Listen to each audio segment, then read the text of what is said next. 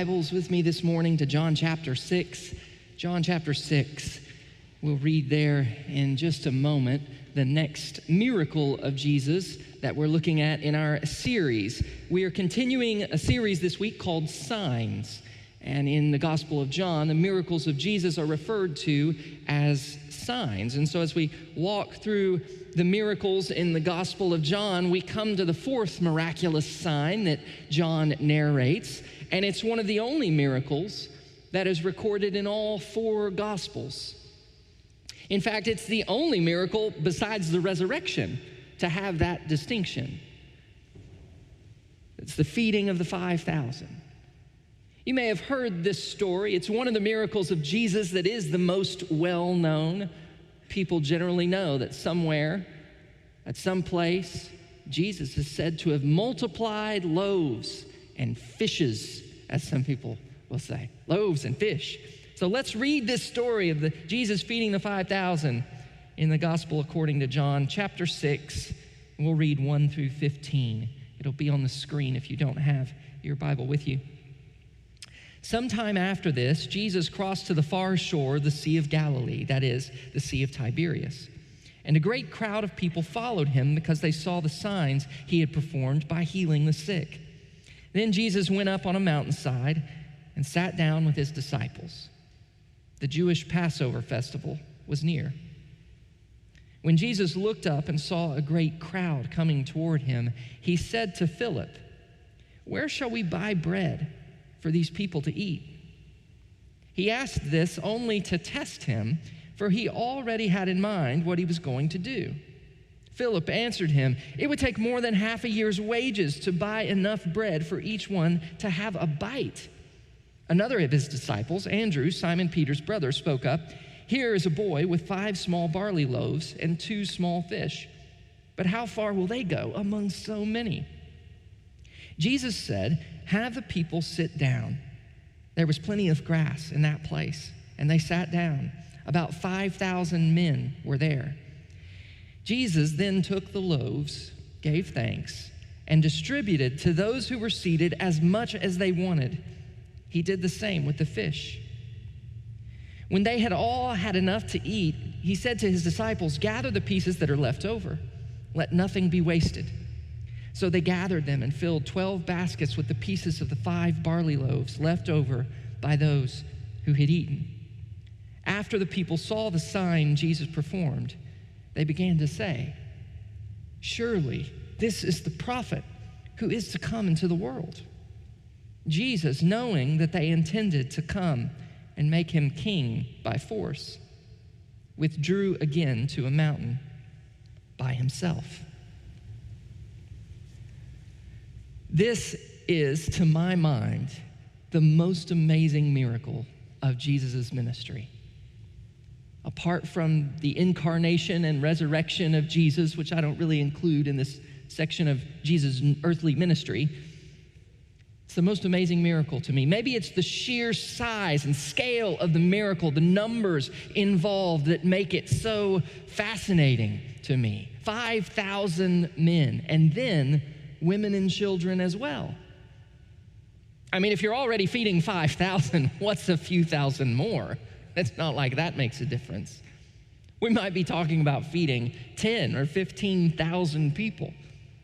There is no way to fake this. There is no way to do some trick and then produce a few more loaves, because we're not just talking about a few more people. It's not the kind of thing that someone could imagine or hallucinate that had happened but didn't really happen. Because there can be no question in this miracle that the claim is that thousands of people had their bellies filled with real food that was distributed to them by Jesus. All the food came from Jesus, nowhere else. The text is claiming that Jesus was able to create, multiply, we don't know, from 5 loaves and 2 fish, such an abundance of food that there was more gathered up at the end than they had started with. You catch that? 12 baskets of leftovers. Apparently, there's 12 disciples going around and collecting the leftovers, and they each got a full basket. Now, John makes this point really clear. He says, they filled 12 baskets with the pieces of the 5 barley loaves. It's like he's reminding you, this doesn't add up. You fill 12 baskets with 5 barley loaves? No, that's not, the math doesn't work. The whole point is that somehow Jesus has created or produced enough food to feed all these people until they are full, John says. They had more than enough to eat. They were full. And then they had more at the end than what they had started with. Now, I don't wish to take anything away from the other amazing miracles that Jesus does, because they're all wonderful, and in different ways, they all show us who Jesus is and what God is up to in the world through Jesus' ministry. But if you consider how Jesus performed the last 2 signs that we looked at the last 2 weeks, the healing of a child at a distance of 20 miles and healing a man who'd been an invalid for 38 years, the true power of those miracles, if you think about it, extended from Jesus into the bodies of those 2 people, and it would have been felt fully and known in that way only by those 2 people who had been healed. And then everybody else would have just known about it secondarily, right, once they saw the person healed. Now, those are still wonderful examples of Jesus' power. Incredible. But here we have thousands of people who are literally holding in their hands the evidence, eating their fill of bread that was produced miraculously. I mean, this stands out to me as perhaps the most obvious and visible and tangible miracles that Jesus performs. Because the proof of the miracle is there to touch and to hold and to fill the belly. It's not a miracle that people are debating about later, like, was the food really there or was it just a trick of the light? No, they ate it. It's no wonder that this became one of the miracles that people talked about, remembered, and later recorded in all 4 Gospels. And the fact that we have 4 accounts makes it even more verifiable, so to speak, even more certain that it actually took place. And I'll tell you why. Because the details that are included in each account are different, but they fit together in precisely the way that you would expect eyewitness accounts to fit together. And I'm going to walk through these details with you because I want you to know that you can have confidence in the gospel accounts. I want you to know that you can have confidence in these stories.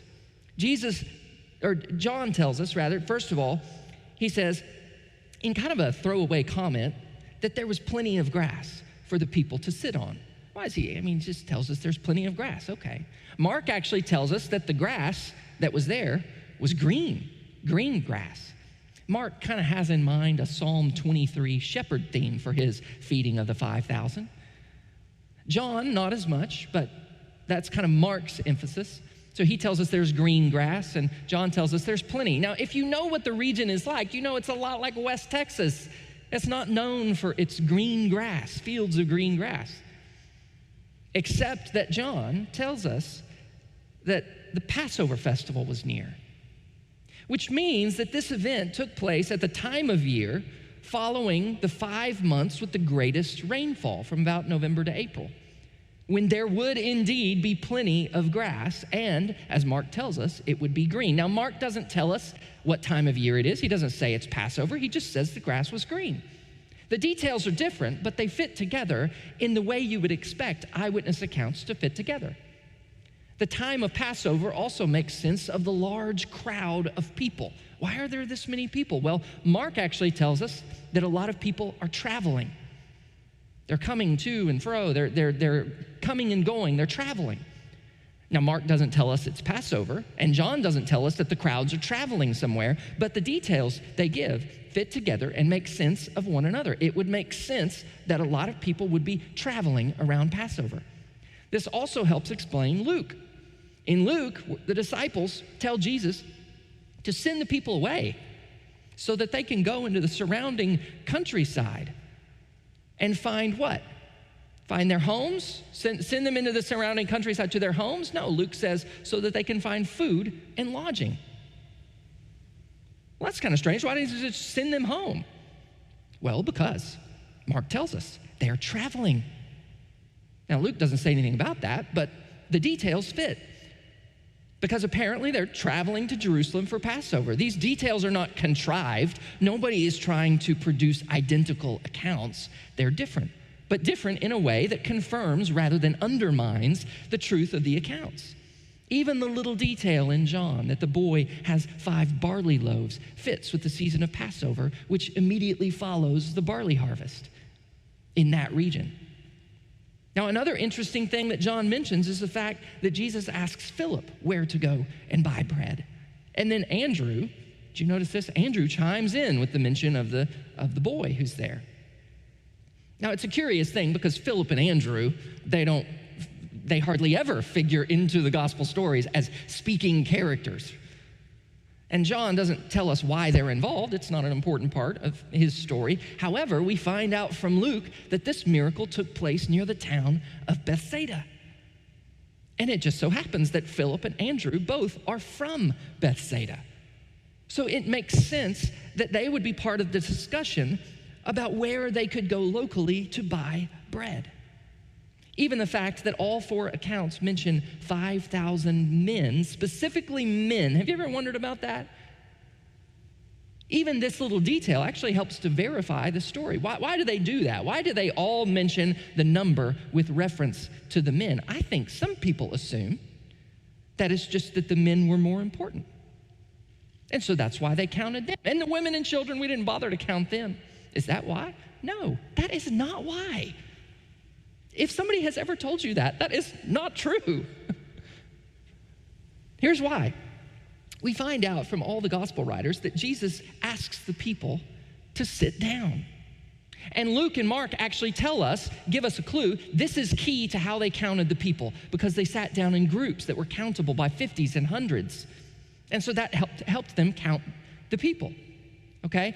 That detail only makes sense, though, because they don't actually count the people, do they? They only count the men. So why? Well, that only makes sense when you come to John, and we find that John tells us specifically it was only the men who sat down.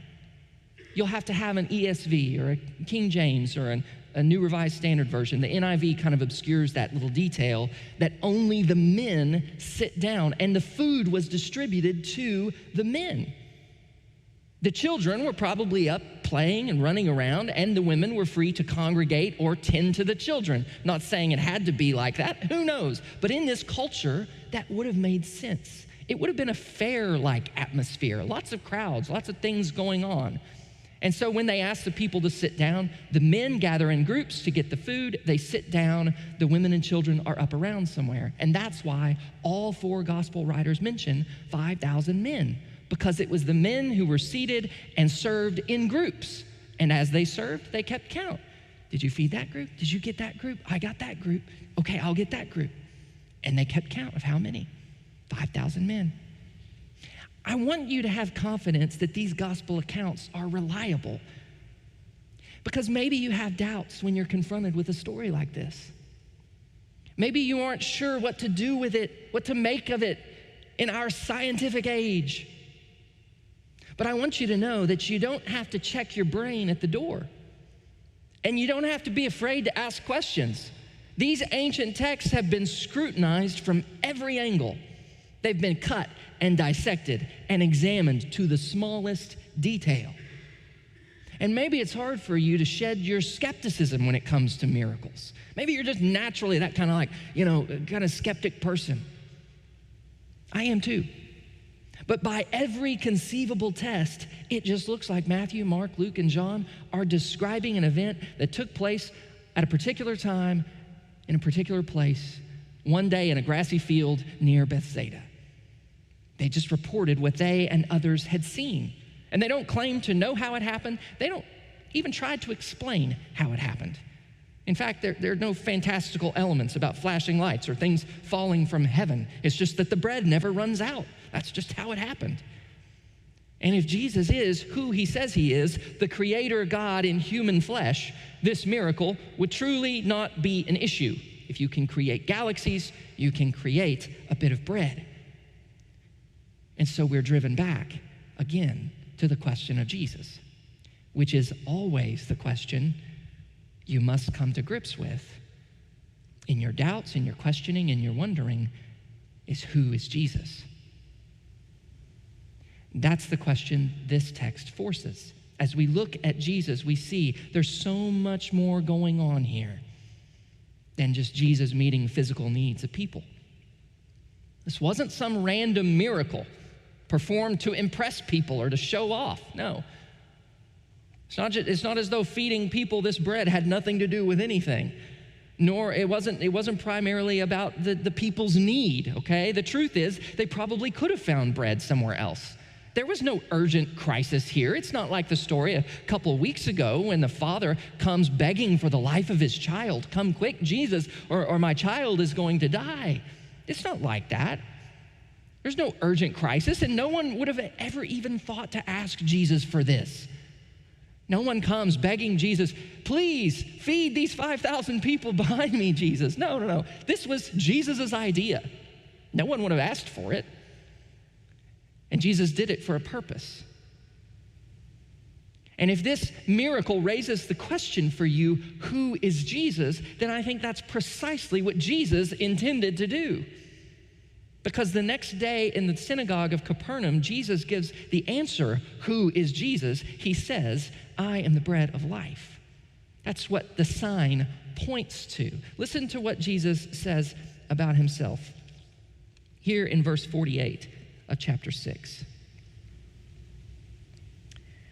I am the bread of life. Your ancestors ate the manna in the wilderness, and yet they died. But here is the bread that comes down from heaven, which anyone may eat and not die. I am the living bread that came down from heaven. Whoever eats this bread will live forever.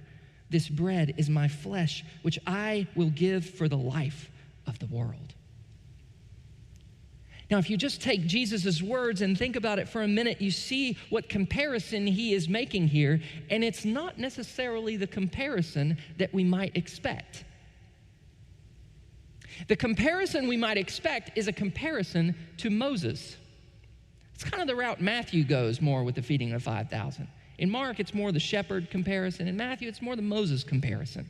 And in fact, this seems like the comparison that the people start to make at the end of the story. Remember that? The people start to say, they say at the end, surely this is the prophet who was to come in the world. Well, they're thinking of a prophecy that Moses gave in Deuteronomy 18:15, which says this, the Lord your God will raise up for you a prophet like me, says Moses, a prophet like Moses from among you, from your fellow Israelites. You must listen to him. So you see, in this section, you see the people making a connection between Jesus and the bread and Moses and the manna. And there's something in this for sure.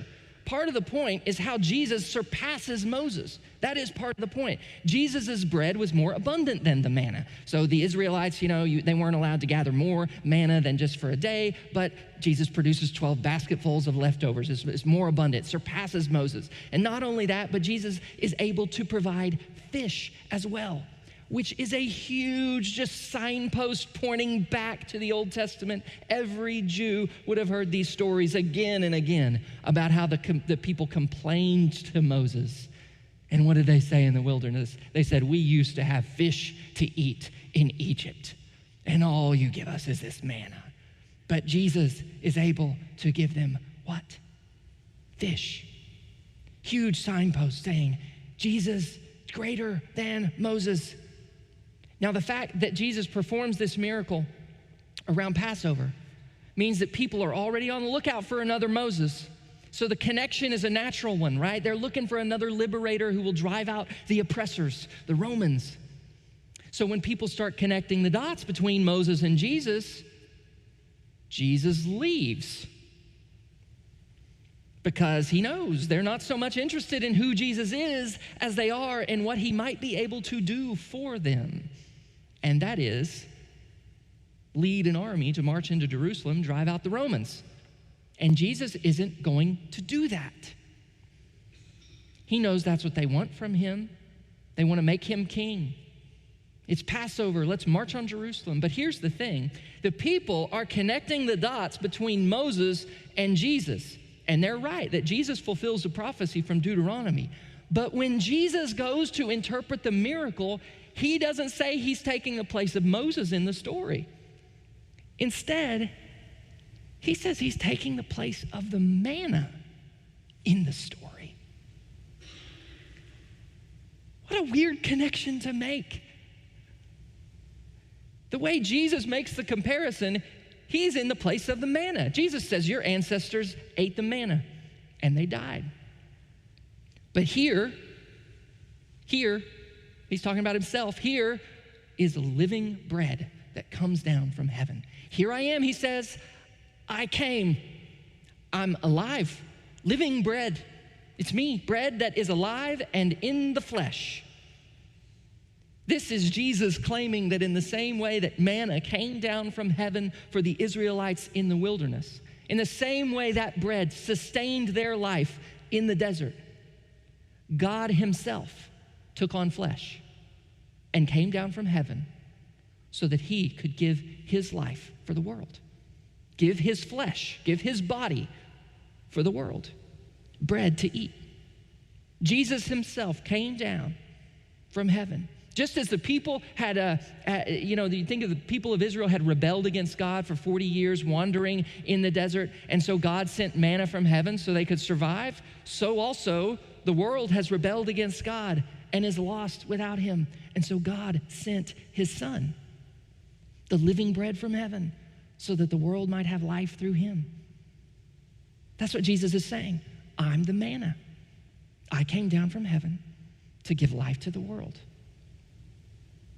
But to witness the miracle and to eat the bread and see all of that and yet miss the fact that the giver of the manna had come to give us himself, to give his flesh to sustain our life, to miss that is tragic. And that is essentially what happens in this story. There's this crazy dynamic that takes place, and you know this dynamic, you've been there before. You feed people once, and then a few hours later, what happens? They're hungry again. So where do you think they're gonna go once they get hungry again? They go looking for Jesus. That's what happens at the end of the story. They come to find Jesus. He's crossed the lake. This is verse 25. When they found him on the other side of the lake, they asked him, Rabbi, when did you get here? Jesus answered, very truly I tell you, you are looking for me not because you saw the signs I performed, but because you ate the loaves and had your fill. You pigged out, he says. Do not work for food that spoils, but for food that endures to eternal life, which the Son of Man will give you. For on him, God the Father has placed his seal of approval. It is absolutely natural that this miracle, because it was so amazing and because it was so tangible and unlike anything anyone had ever experienced, it is natural that it would cause people to request an encore. I mean, just think about what this would mean. If you could just multiply bread and feed people forever, it's easy to imagine the kinds of things that from a human perspective, we would want to do with that kind of power. Okay, we had all sorts of ideas about what we could do with this.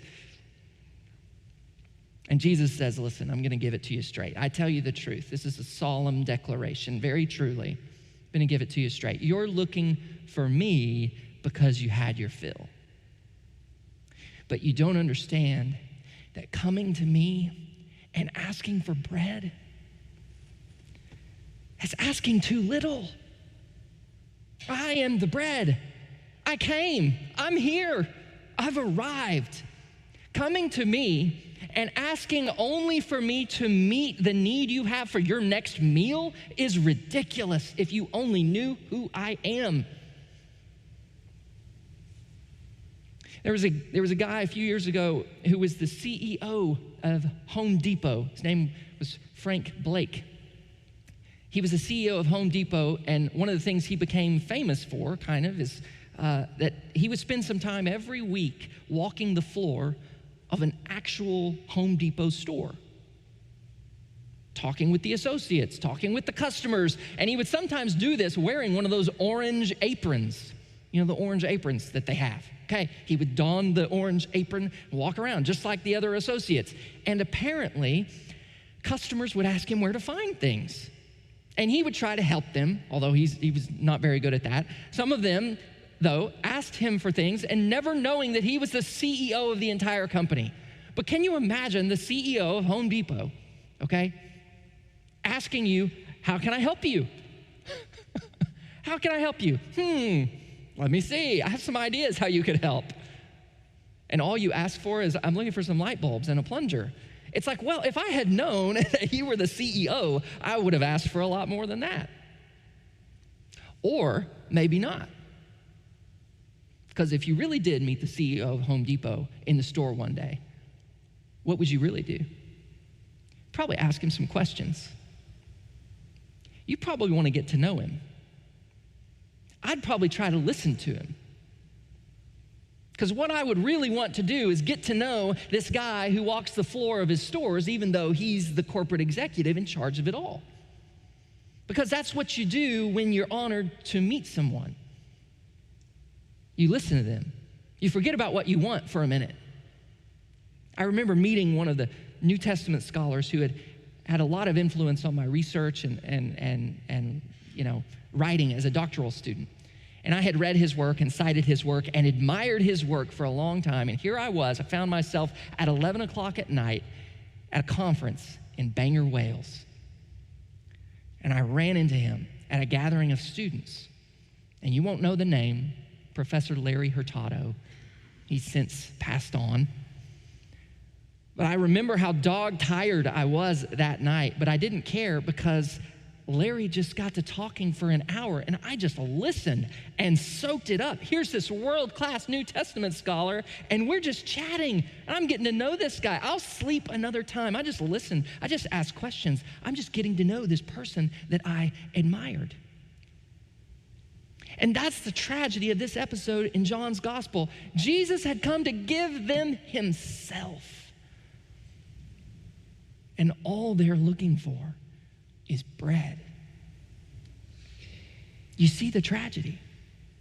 And so Jesus tells them, listen, if you're just in this for lunch, then you're missing the whole point of your life. These men and women standing on the edge of the Sea of Galilee in the presence of the light of the world. This is so incredible. And all they can think about is their appetite. They can't see past their stomachs. And as you read the rest of John 6, by the end of the chapter, John tells us that many of the people in the crowd started to leave and weren't interested in following Jesus anymore. Why? Because they had already gotten what they came for. They were in it for the bread, and they walked away because they were just in it for them, and they did not recognize who they were dealing with. And all the while, Jesus is pressing the issue in this miracle, and he is pressing the issue with you this morning, saying, who do you believe that I am? Because for some people, he was just a magic rabbi, and for others, they realized he was God in a body.